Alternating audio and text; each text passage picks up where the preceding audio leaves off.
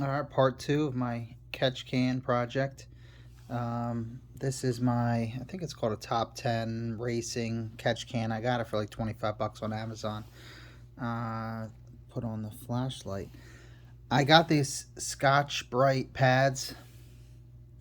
I put some, it's actually not pads, it's steel wool scrubbers, stainless steel. Stainless is the most important thing. I put them in there. If I unscrew the catch can, I'll show you in a second. Here it's unscrewed. I have the pads in here. What I did was, these are two full pads. So the idea behind it is it takes the vapors from the crankcase through the PVC. They're going to go into the catch can. Those vapors are going to hit the stainless steel pads and condense. I also have within here, I cut up this third one. So basically, for like $3, I got this Scotch Brite, 3 pads at Lowe's. Chopped up the third one. That's the remnants of it. I say remnants, it's probably like 75% of it left, but I chopped it up and I put some in here and I stuffed some in there so that when the vapors hit it, they condense and the water slash oil condenses in this can. And then what I'm going to do is I'm going to install this can obviously in the car. It'll be going into a Chevy Malibu, and it's important to have a catch can in that car. It's a 2013 with a 2.5 liter engine, but it's a gasoline direct injection engine, so GDI engine. And with those, the gasoline does not spray on the back of the intake valves like it does in port injection.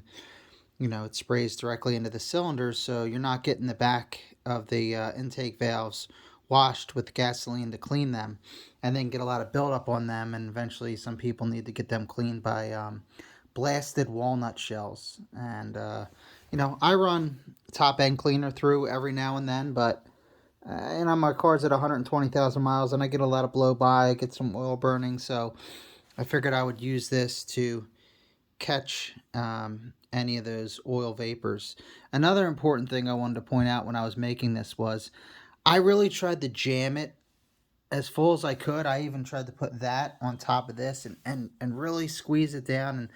But here's the thing, when you're screwing these on, if you get the wool stuck in like the threads when you're screwing these on, the stainless steel pads are going to start to like come apart.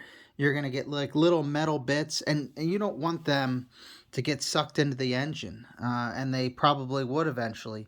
So I made sure these are nice and clean. I don't really have any bits in there.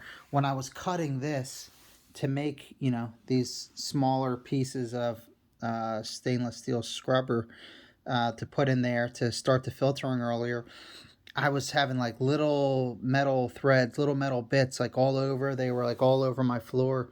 So I knew that would eventually get sucked into the engine. So I tried not to pack these too tight to where the scrubber would get like stuck in the threads because, there was no room and I was just squeezing it in too much. So I pretty much have a safe amount in here, and hopefully it works.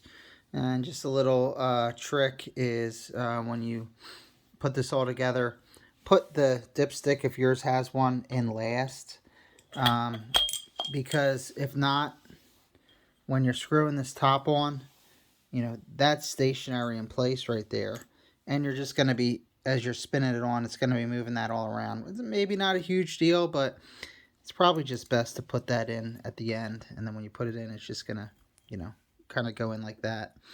So it's just going to go much better than, I guess, having it in first and then spinning it all around, and just won't be as smooth. So I'll do another video once I finally get this on the car, and hopefully it starts collecting oil slash water vapor and condensing it in the can and doesn't get sucked up through my intake and land on the back of my intake valves. Alright guys, like and subscribe.